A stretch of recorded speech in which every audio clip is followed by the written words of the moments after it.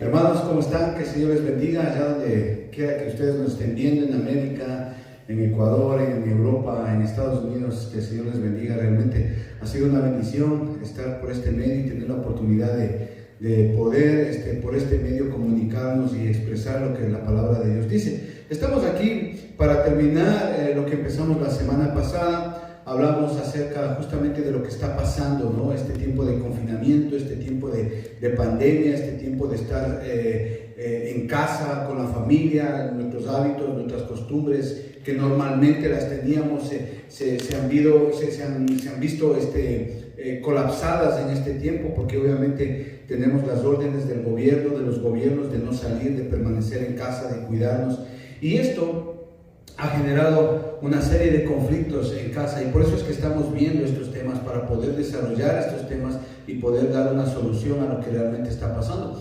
Hemos visto la semana pasada que una de las emociones que causa problemas en casa es obviamente la ansiedad, y lo tratamos la semana pasada. Estuvimos ayer en la reunión telemática con los hermanos de la iglesia, que fue muy bien, lo han entendido, y básicamente es eso, ¿no? Hay una ansiedad que viene de Dios, pero esta viene a su vez, o es producto de una relación correcta, de una relación que tenemos con Dios, porque le conocemos a Él, ¿no? Entonces esa ansiedad es la que permite que nos ocupemos de las cosas de Dios, ¿no? Y no como la ansiedad externa, lo que hace que nos preocupemos de lo que puede venir o no puede venir, y eso genera problemas. Pero esta ansiedad, hablábamos la semana pasada, que viene producto de tener una relación con Dios, una relación correcta con Dios, de conocerle a Dios, hace que nos ocupemos de las cosas de Dios. Y en ese sentido, pues, dejamos las discusiones a un lado, pues, y nos ocupamos de las cosas de Dios, que es lo mejor.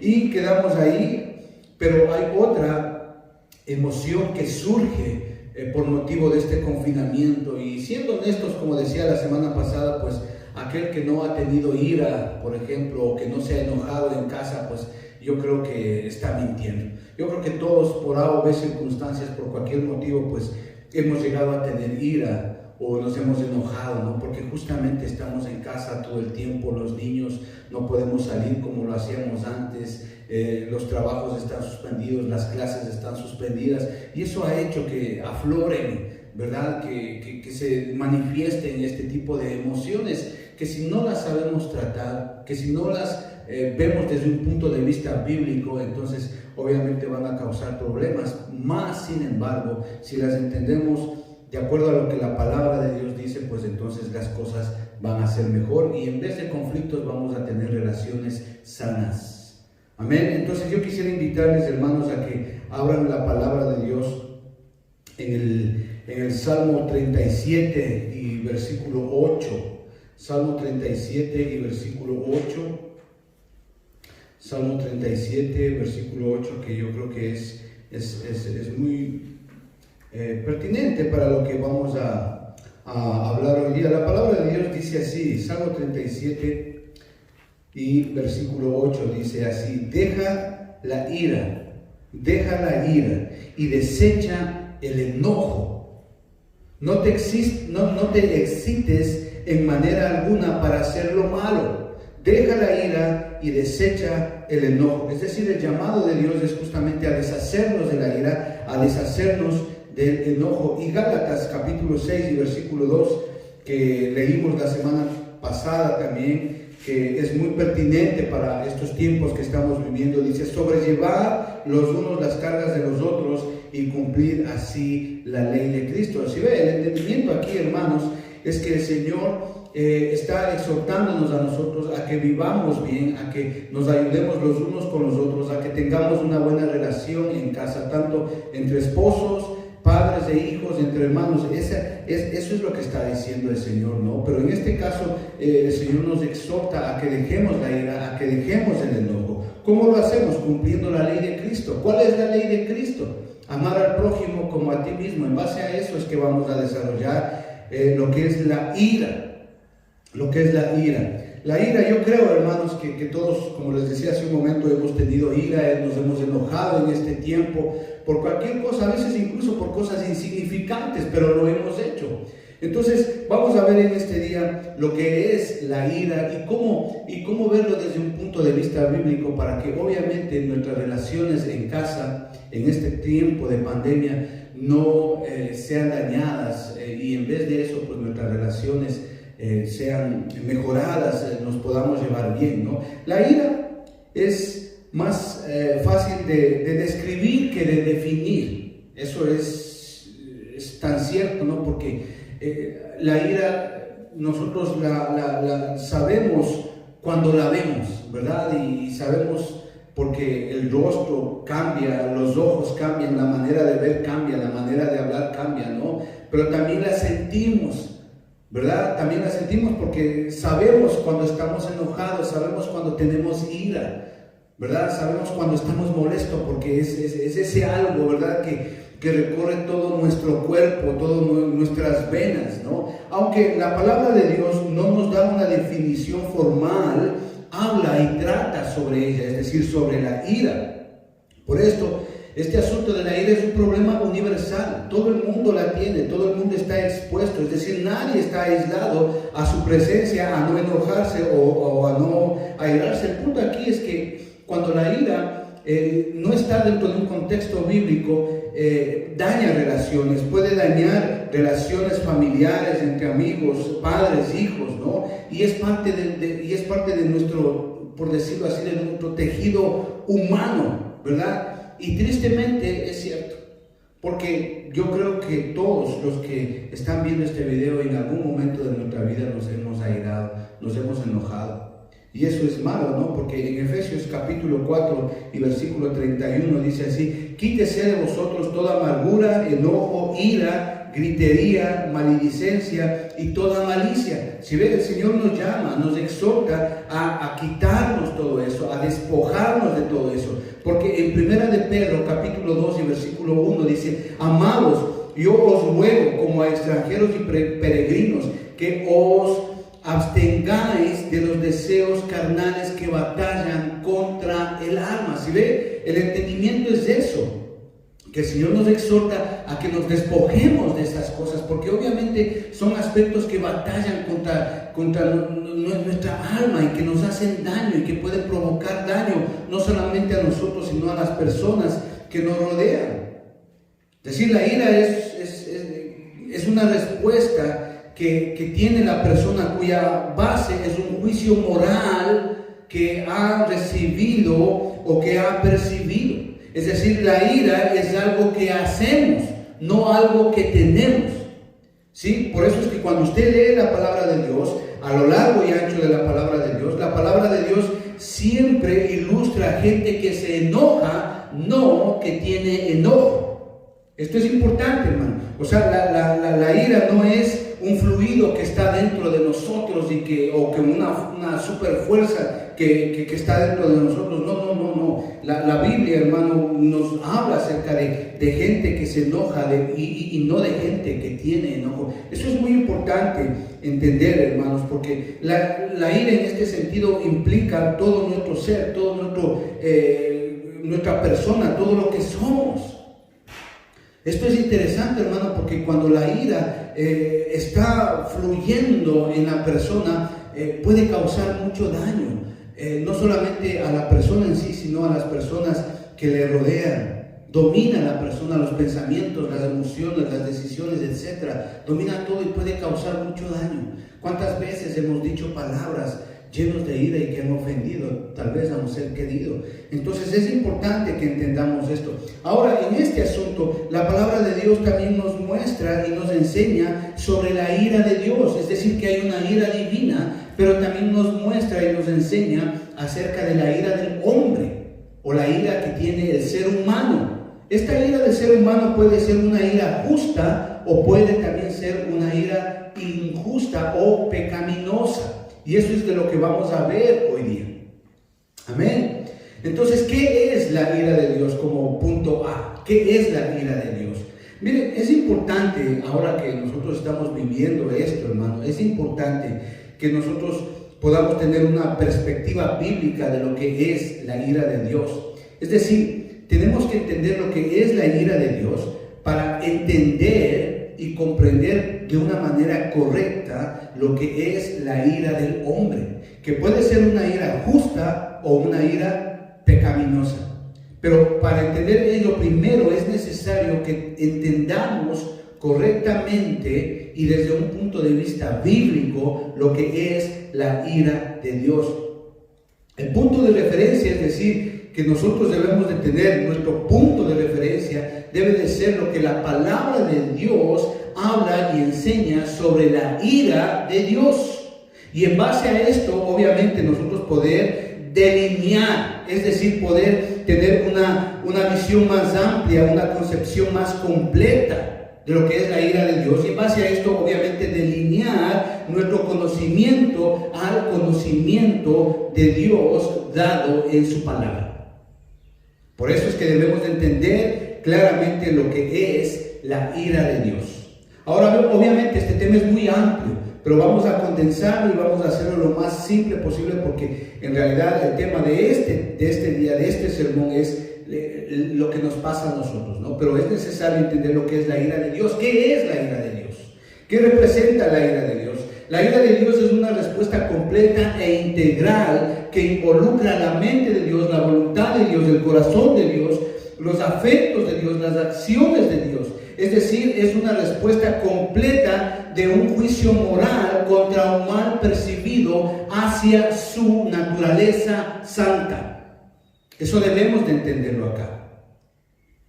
Por eso es que, por ejemplo, usted ve en la palabra de Dios, y especialmente en el Antiguo Testamento, las manifestaciones de la ira de Dios son impresionantes. De hecho, todos los milagros, o la mayoría de los milagros que usted ve en el Antiguo Testamento, son a Dios matando gente. Es decir, Dios estableciendo un juicio, es decir, derramando su ira.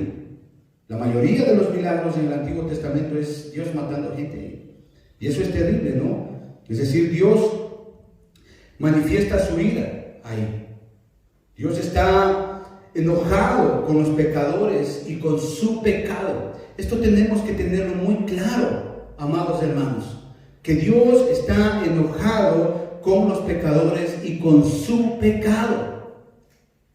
Entonces, cuando les digo esto, hermanos, porque muchas veces y lastimablemente tengo que decirlo, en muchas iglesias, muchos pastores, líderes de iglesia enseñan totalmente algo incorrecto. Es cierto, Dios es amor, y dentro del amor está lo que es el perdón y la misericordia. Pero también Dios es juicio, es justicia. Y dentro de la justicia está la ira y el juicio de Dios. Y esa parte no enseñan porque no les conviene. Entonces solamente enseñan esta parte de que Dios es amor, Dios es bueno, Dios es misericordioso. Y eso es cierto. E incluso van más allá.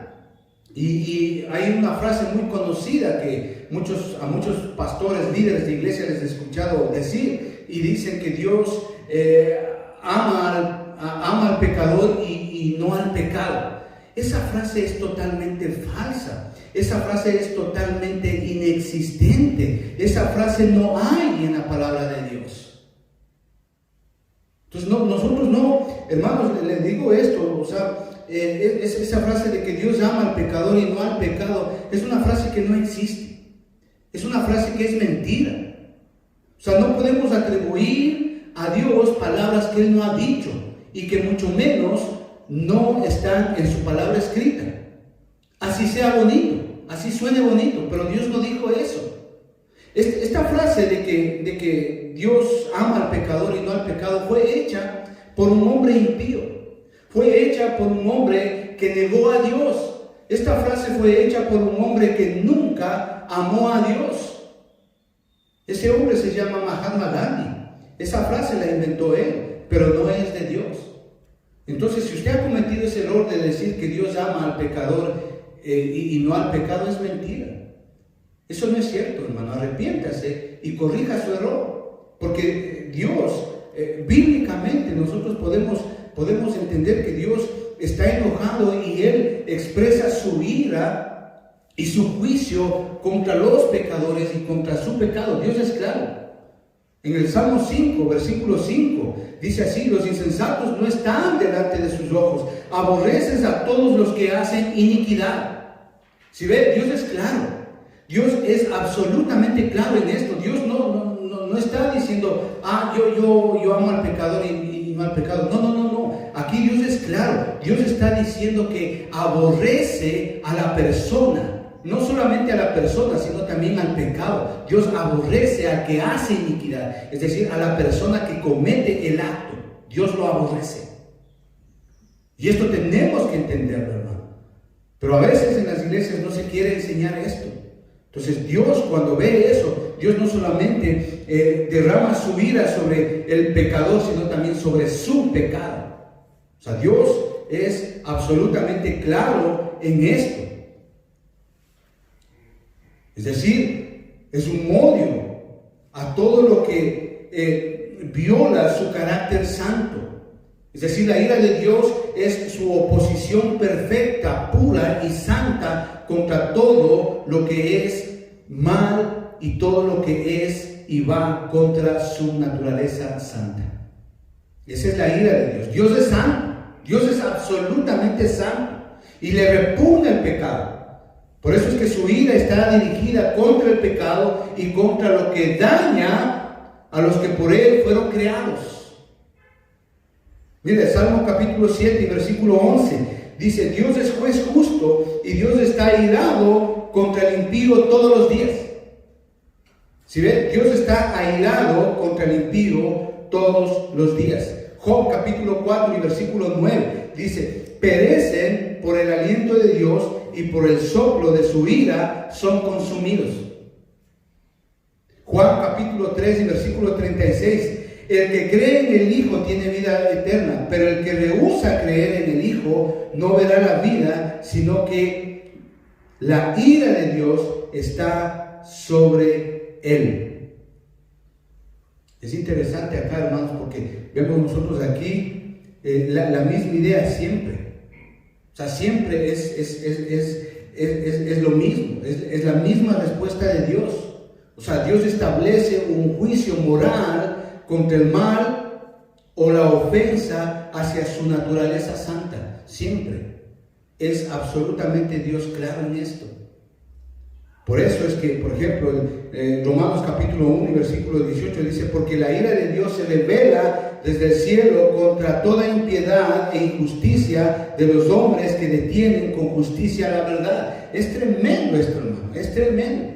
Las personas que saben, que conocen la palabra de Dios y que aún así detienen la verdad, dice, con injusticia, la ira de Dios es sobre ellos, absolutamente sobre ellos.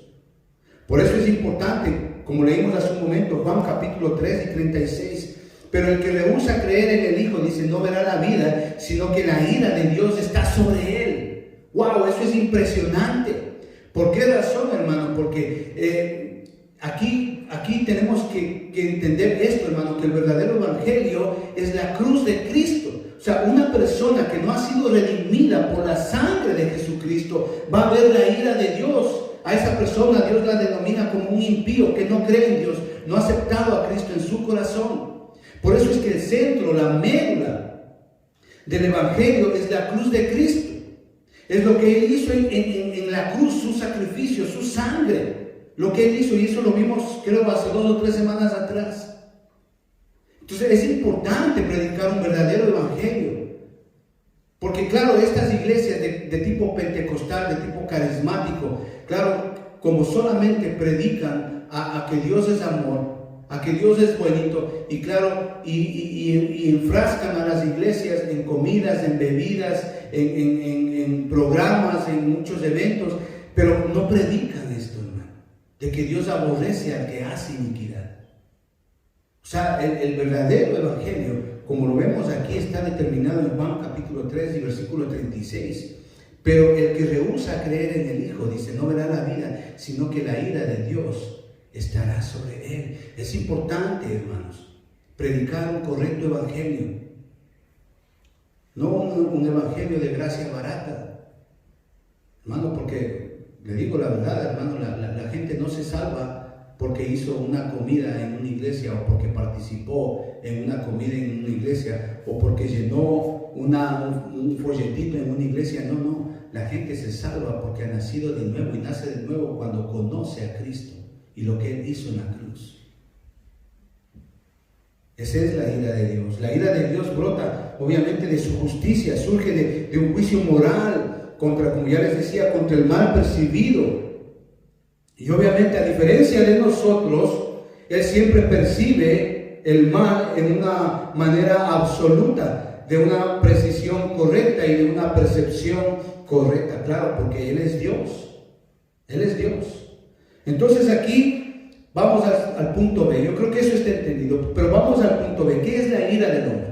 ¿Qué es? ¿De qué se trata? Porque esto es importante que entendamos, dado que estamos pasando esta pandemia, estos momentos de confinamiento, estos momentos de estar en casa todo el día con los hijos, y esto ha producido la ira, ¿verdad? Esto ha producido el enojo entre esposos, entre padres e hijos, y es terrible, hermanos, y debemos tener una percepción clara, un punto bíblico con respecto a esto. Es importante, hermanos.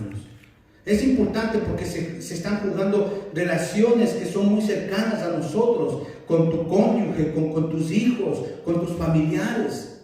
Entonces es importante, pero para ello obviamente usted tiene que entender primeramente qué es la ira de Dios.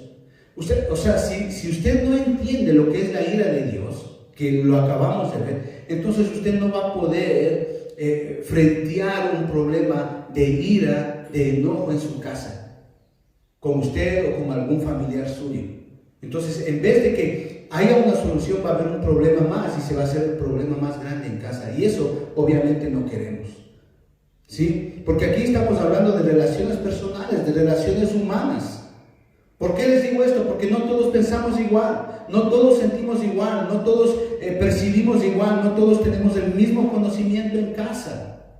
Entonces es importante que nosotros le demos una perspectiva bíblica a esto.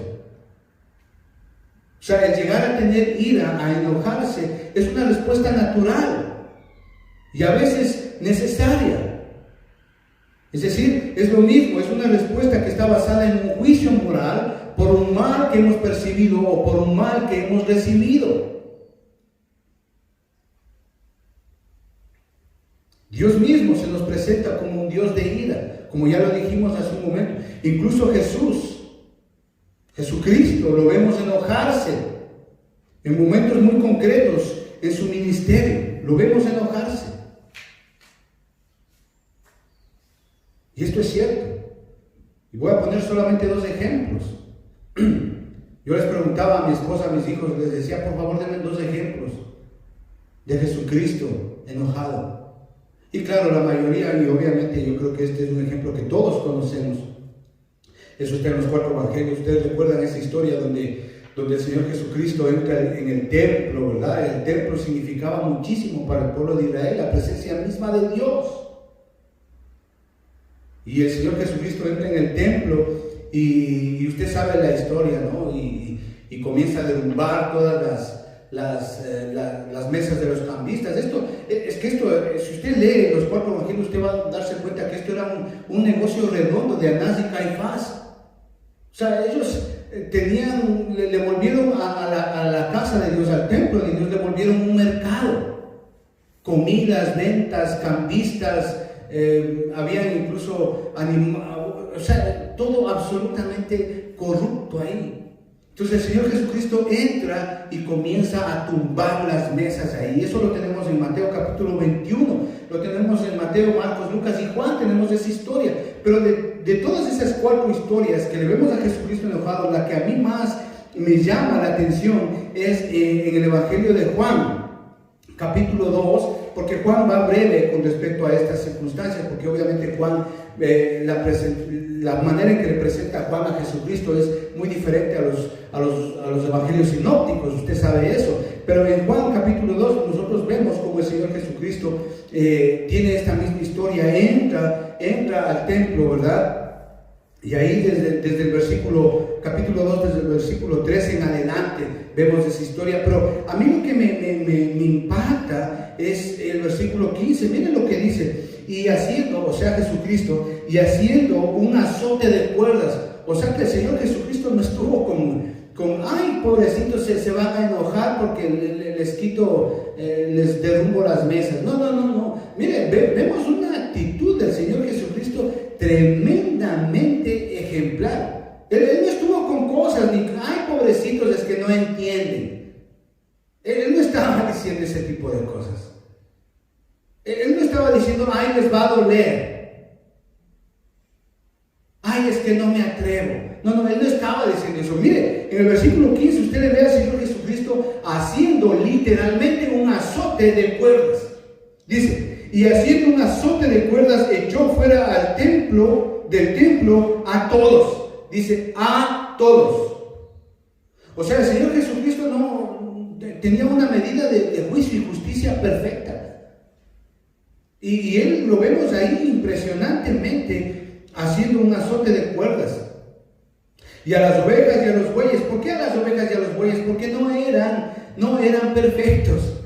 Ese negocio que había entre Anás y Caifás hacía que para los sacrificios venga cualquier ovejita manchada o enferma y pase allá que sea sacrificado por el sacerdote. Eso era totalmente aberrante, hermano, ¿no? O sea, no importaba, no les importaba, sea perfecto o no sea perfecto. Por eso es que el Señor Jesucristo dice ahí, y del templo a todos, y a las ovejas y a los bueyes, y esparció las monedas de los cambistas y volcó las mesas.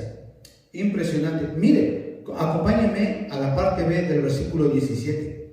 Vemos esto de una manera tan sublime de nuestro amado Jesucristo. Mire, dice así, el 17 dice, entonces se acordaron sus discípulos que está escrito, el celo de tu casa me consume. Qué ira más hermosa, qué ira más sublime, qué ira más perfecta del Señor Jesucristo. Lo vemos ahí. Ya ven, Dios no solamente es amor, no, es juicio, es justicia, es la manifestación de una ira perfecta. Mire, en Marcos capítulo 3 y versículo 5, usted conoce esa historia, me supongo, y la recomiendo que usted la lea. Marcos capítulo 3 y versículo 5, usted sabe, el Señor Jesucristo estaba en su ministerio, entra en la sinagoga, ahí había un hombre con una mano seca, ¿verdad? Y dice la palabra que los fariseos, ¿verdad? Los fariseos esperaban ahí para ver si es que él hace el milagro de sanarle a este hombre con la mano seca, ¿no? Pero ellos lo hacían de una manera totalmente con un corazón malo, y lo vamos a ver aquí, ¿no? Y mire, y lo dice textualmente, ¿no? Entonces ellos estaban esperando, porque obviamente era día sábado, y estaban esperando a ver si es que él hace el milagro para cogerle ahí al Señor Jesucristo y acusarlo, ¿verdad? Entonces dice ahí Juan capítulo 3, desde el versículo 4 leemos, y les dijo, y cómo les frentea el Señor Jesucristo a estos fariseos, ¿no? Es único. Y él les dice, el Señor Jesucristo, ¿es lícito en los días de reposo hacer bien o hacer mal, salvar vida o quitarla? Pero ellos callaban.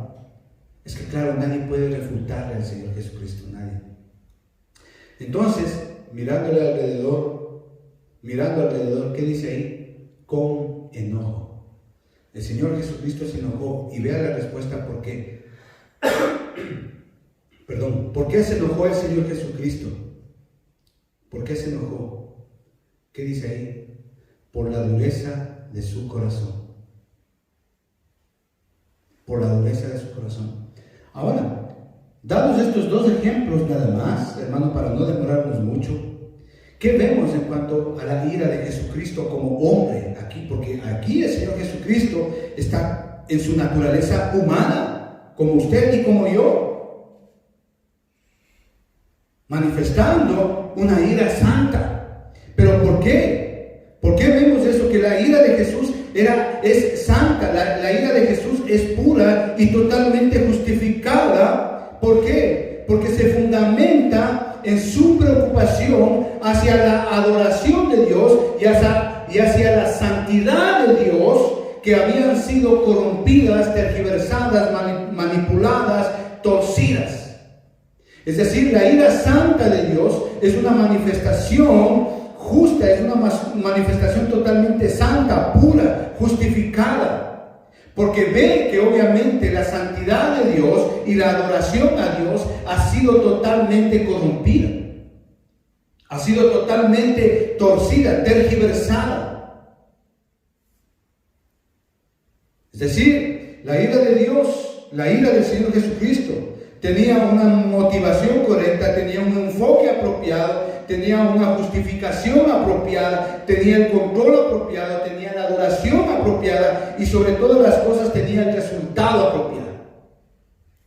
Eso es lo que hace la ira santa de Jesucristo, hombre, ahí como hombre, como usted y como yo. Entonces, ¿qué podemos decir? Dicho esto, hermano, que hay, por tanto, una ira santa que refleja la imagen de Dios en nosotros y que lejos de ser pecado puede reflejar madurez y discernimiento espiritual en la vida del creyente. Pero esto únicamente viene cuando usted como creyente tiene una relación correcta con Dios y una relación de amor con Dios. Usted conoce a Dios, usted tiene una relación correcta con Dios. Vamos a Efesios capítulo 4 y versículos 26 y 27. Entonces aquí nos surge una pregunta. Entonces, ¿cuándo el enojo o la ira se convierte en pecado? Eso es lo que vamos a ver hoy. Entonces, entendido esto, pues obviamente ya se nos va a hacer más facilito entender lo que viene. Para que por favor en nuestras casas, si ha habido algún problema, alguna desaveniencia, alguna ira, la esposita se airó, se enojó y dijo palabras feotas ahí, o el padre se airó y dijo palabras feas a sus hijos, o los hijos dicen palabras feas a los padres, se airan, se enojan. Entonces mire, aquí nos surge una pregunta: ¿cuándo el enojo o la ira se convierte en pecado? ¿Cuándo? Leamos Efesios capítulo 4 versículos 26 y 27, dice ahí, Pablo está hablando y dice: airaos, pero no pequéis, no se ponga el sol sobre vuestro enojo, ni deis lugar, ¿a quién?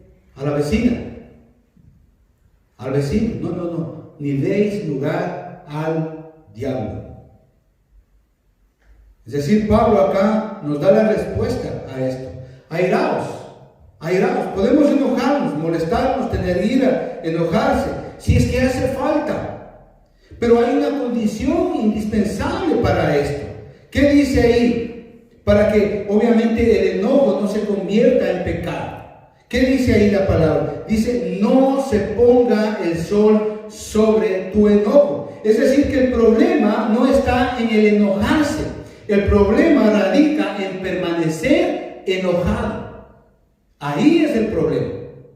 Es decir, cuando el enojo anida en el corazón de una manera permanente en el hombre, deja de ser una respuesta, ¿verdad?, moral sobre el mal que hemos recibido o que hemos percibido, y se convierte en una actitud de la persona. Es decir, que el enojo, ¿sí?, pasa a ser parte de la persona. Vive con ella, come con ella, anda con ella, duerme con ella, vive con ella, con esa ira. ¿Usted se ha dado cuenta que hay esas personas así? Que en todo el tiempo están enojados, enojadas. Y no solamente eso, sino que aparte de afectar las emociones, también puede afectar los sentimientos. Entonces una persona cuando está airada, cuando está enojada, no mide las consecuencias, no mide las decisiones que puede llegar a tomar, no mide las acciones que puede llegar a tomar. Domina su voluntad, domina sus pensamientos. Y esto es serio.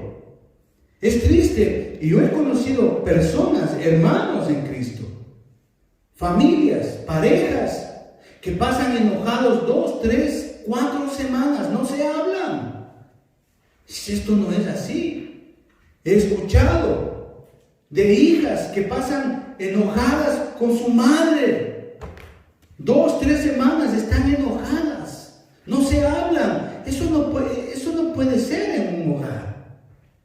Hermanos que por dejarse dominar de la ira, peleados entre hermanos por años y no se hablan y no se ven. Y esto es triste. Más aún cuando se dice, si se supone que son cristianos. Yo creo que esto no debe de ser. Hermano, cuando la ira, el enojo anida en el corazón de la persona es terrible. Hay personas que dicen ciertas palabras exactamente para hacerle menospreciar o enojar a su cónyuge. Lo dicen y llenos de ira. Vean, no miren las consecuencias, no miren las acciones. Y eso es terrible. Eclesiastés capítulo 7, versículo 9 dice así: no te apresures en tu espíritu a enojarte, porque el enojo reposa en el seno de los necios. Si ve el Señor a una persona enojada, lo llama necio. A una persona que vive con el enojo todos los días porque le hicieron esto, porque es que a mí me hicieron este otro, y el tema de conversación de esa persona es el mal que recibió, el mal que percibió, y está solamente en eso, el Señor le llama necio. No, es que usted me hizo esto hace 70 años y siguen con la misma cantaleta. Y, hermano, no es así. El Señor le llama necio a esa persona. O sea, ¿qué quiero decir acá? Que los efectos tóxicos de permanecer enojado, ¿sí?, le llevan a la persona a la autodestrucción. Y no solamente a esa persona como persona, sino también destruye relaciones. Y la mayoría de las veces son relaciones que están cerca de él, como puede ser su cónyuge, sus hijos, sus hijas, su familia. Por ello es que Pablo termina diciendo ahí, en el versículo 27, ni deis lugar al diablo, dice. No deis lugar al diablo. O sea, es ahí donde Satanás toma ventaja y la ira se convierte en pecado. Se convierte en pecado. ¿Por qué? Porque lejos de ser una respuesta natural, ¿sí?, pasa a ser un fruto de la carne y no fruto de una relación con Dios, como vimos hace un momento. Por eso es que Romanos capítulo 8, versículo 7 dice: por cuanto los designios de la carne son enemistad contra Dios, porque no se sujetan a la ley de Dios, ni tampoco pueden. Es así, es decir, esta ira muestra una falta de carácter según Dios. Es decir, la persona que no tiene una relación correcta con Dios, la persona que no conoce a Dios, es decir, vive así, airada, se enoja, mantiene en su corazón la ira por años. Incluso puede ser cristiana. Yo he conocido gente, creyente, que han venido y me han dicho: no, es que no le puedo perdonar. Y están 10, 15 años con ese enojo por ese mal que recibió, por ese mal que percibió. Es decir, esta ira muestra una falta de carácter según Dios. Por eso es que dice ahí en Romanos, dice que no se sujetan a la ley de Dios ni tampoco pueden. Es terrible, dominan completamente a la persona. Gálatas capítulo 5, versículos 19 y 20. ¿Qué dice? Y manifiestas son las obras de la carne, dice, que son adulterio, fornicación, inmundicia, lascivia, idolatría, hechicerías, enemistades, pleitos, celos, ira. Es decir, eso ya cuando es pecado es una manifestación de la carne. Es un fruto de la carne, no es un fruto de esa ira que viene producto de una relación con Dios. No es fruto de la carne, hermano. De hecho, yo quiero decirles acá algo muy importante, hermanos. Cuando un creyente, cuando una persona realmente tiene una buena relación con Dios, realmente conoce a Dios, uno de los aspectos que el creyente desarrolla cuando tiene esto, es decir, una relación con Dios, conoce a Dios, es justamente ¿cómo le explico? Que su sentido de santidad y de justicia son más amplios en la persona. Es importante, hermano, porque cuando conocemos a Dios y tenemos una buena relación con Dios, nuestro sentido de santidad y de justicia en nosotros se aflora, se ve, es expuesto, nace, crece en nosotros. Y es bonito. Mire acá lo que dice Efesios capítulo 4, versículo 24, dice: y vestidos del nuevo hombre, dice, vea, vestidos, Dios es claro, es decir, cuando tú conoces a Dios y tienes una buena relación con Dios, tú inmediatamente tienes un nuevo hombre, es decir, la nueva criatura comienza a tener efecto en tu vida y el viejo hombre comienza a desaparecer. Dice, vestidos del nuevo hombre, creados ¿qué? Según Dios, no según las circunstancias, no según las pandemias, no, según Dios. Dice, en justicia y santidad de la verdad. Qué hermoso, hermanos. Es decir, como yo les dije hace un momento, uno de los aspectos que el creyente desarrolla cuando tiene una relación con Dios y cuando conoce a Dios es precisamente eso, la santidad y la justicia. Está en nosotros. Esto es Él. Y usted puede evaluarse, hermano. Usted puede evaluarse en casa. Por ejemplo, cuando usted como esposa encuentra o le encuentra a su esposo que se ha estado chateando con la ex de la infancia o de la juventud, y el esposo le dice, no, es que solamente le estuve dando un like. No, de like a like terminan divorciados. Pero si usted, esposa, le encuentra a su esposo haciendo tales cosas, y si usted tiene, además de eso, tiene una buena relación con Dios y conoce a Dios, entonces el sentido de santidad y justicia está en usted. Entonces usted no permite esas cosas. Cuando usted tiene una relación con Dios y conoce a Dios, usted no hace tales cosas, porque el sentido de santidad y de justicia está en usted. Por ejemplo, cuando usted como madre le encuentra, o como padre le encuentra a su hijo en el cuarto, que toda la noche ha pasado jugando PlayStation. Pero si usted no ha entendido esto, si usted no tiene una relación correcta con Dios, si usted no conoce a Dios, entonces usted le deja pasar a su hijo esas cosas. Pero cuando usted tiene una relación con Dios, cuando usted conoce a Dios, entonces el sentido de santidad y el sentido de justicia que hay en usted, producto de esa relación con Dios, hace que usted no permita tales cosas. Entonces esa ira, que es fruto de una relación con Dios, hace que no se permitan tales cosas en casa. Usted se molesta y se aira. ¿Por qué? Porque justamente van contra la santidad de Dios. Van contra el carácter santo de Dios. Entonces usted no permite esas cosas. Entonces evalúese, padre y madre que están viendo ahora. Evalúese cuántas cosas usted ha sido permisivo en la vida de su esposo, de sus hijos, de su familia. Y yo le hago un llamado, hermano, para que usted conozca a Dios, para que tenga una relación con Dios. Porque claro, hay madres que son permisivas, padres que son muy permisivos y dicen, no, es que son jóvenes, no pasa nada. No, déjenles lo más. Que tenga un novio, otro novio, no pasa nada, dicen. No, es que como no había en mi tiempo los celulares y la PlayStation, que jueguen nomás, se dañan el cerebro, se queman las neuronas, no pasa nada. Así hay padres que dicen, y son padres cristianos.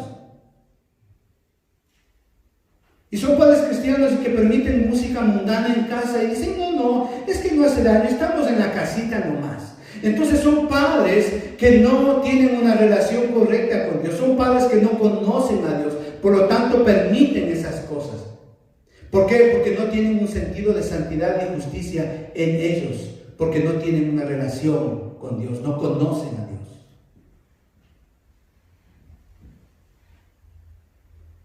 Pero cuando una persona, hermano, cuando un creyente tiene una relación con Dios, conoce a Dios, eso es evidente, que el sentido de santidad y de justicia está en Él.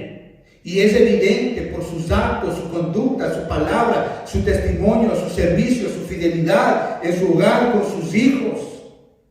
En todos los aspectos de su vida es evidente, hermano, que una persona, un creyente, tiene una relación correcta con Dios.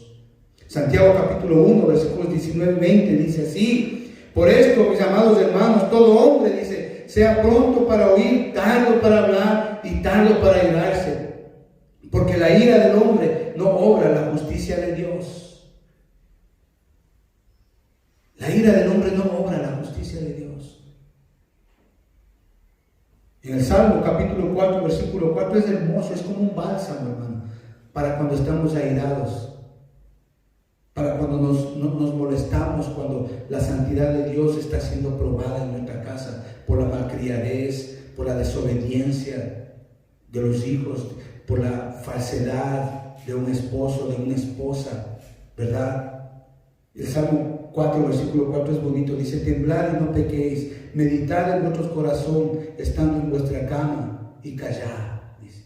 Es decir, el Señor nos llama en ese momento que estamos airados, que hemos visto un mal percibido, un mal recibido, y que va contra la santidad de Dios, la adoración de Dios, hermanos. Este Salmo es bonito, nos llama a que vayamos un momentito, estemos en silencio, meditemos en la palabra.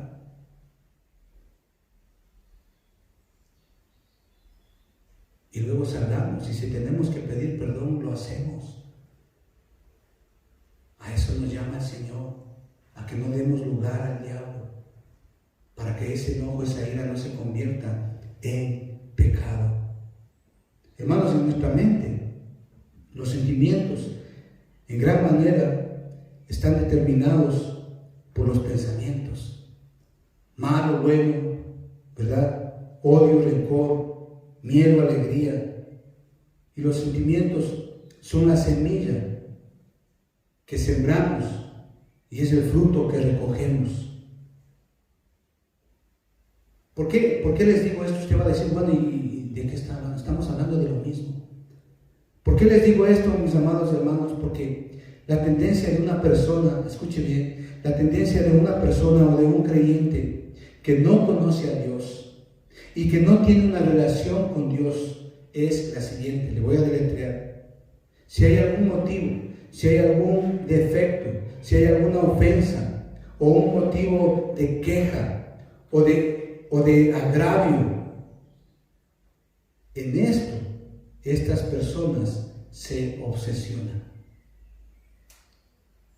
Y ojalá que el Señor esté hablando acá, hermanos, porque hay personas que por una queja, por un motivo, por algún defecto, por alguna ofensa recibida, permanecen y permanecen y permanecen enfadados. Y no hay un perdón, no hay un arrepentimiento. Notemos lo que dice acá en Filipenses capítulo 4, versículo 8. Hermano, y esto es terrible porque cuando ven cualquier excusa, pasa algo, no, es que tú me hiciste esto, y traen a recordar esos momentos que pasó, ¿no? Y no hay perdón, no hay arrepentimiento, y viven así enojados, fingiendo, aparentando que están bien, pero no lo están. Y esto es triste, hermano, porque esto daña relaciones. Efesios capítulo 4, versículo 8 es hermoso. Miren lo que dice: por lo demás, hermanos, todo lo que es verdadero, todo lo honesto, todo lo justo, todo lo puro, todo lo amable, todo lo que es de buen nombre, si hay virtud alguna, si algo digno de alabanza, en esto pensad. ¿Qué vemos aquí? ¿Qué vemos aquí? Note usted, amado hermano, que estas 8 cualidades en esta lista que nosotros tenemos acá: verdad, honestidad, justicia, pureza, amabilidad, buen nombre, virtud, dignidad. Estas 8 cualidades que nosotros tenemos en esta lista tienen una clara connotación moral que afectan no solamente mis pensamientos y mis emociones, sino también mi conducta, y que también afectan a los demás y mejoran las relaciones. Es cierto, estamos viviendo tiempos difíciles. Es cierto, a veces alguien queriendo sin querer nos han hecho daño y producto de ello nos hemos airado, hemos tenido iras. Tal vez esa ira está convertida hoy en pecado, o tal vez sigues airado. Yo no sé tu situación, amado hermano, pero lo único que yo sé es lo que dice la palabra de Dios, y ese es el mejor consejo que podemos hacer. ¿Cómo podemos nosotros establecer y arreglar relaciones? Es justamente sembrando cosas que sean verdaderas para cosechar cosas verdaderas. Sembremos cosas honestas en casa, palabras honestas, acciones honestas con nuestra esposa, con nuestros hijos, para poder cosechar cosas honestas de ellos. No deshonestidad, no mentira. Entonces, no solamente eso, sino hagamos cosas justas en casa, con nuestra esposa, con nuestros hijos, para cosechar cosas justas.